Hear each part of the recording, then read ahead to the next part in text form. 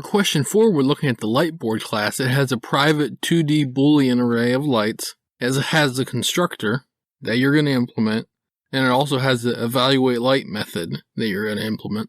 For question 4b, you're writing the method evaluateLight, which computes and returns the status of a light at a given row and column based on the following rules. If the light is on, return false. If the number of lights in its column that are on is even, including the current light.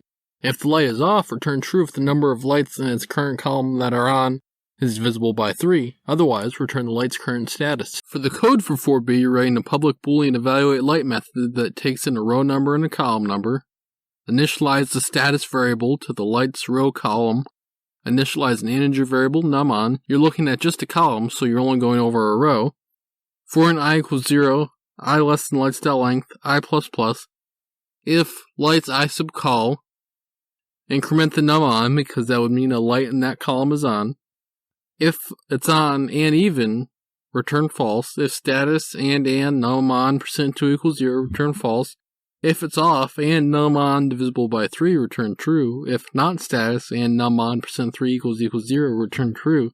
Otherwise, just return the status. I normally make videos covering Python, Java, and JavaScript, so if that sounds interesting to you, please subscribe.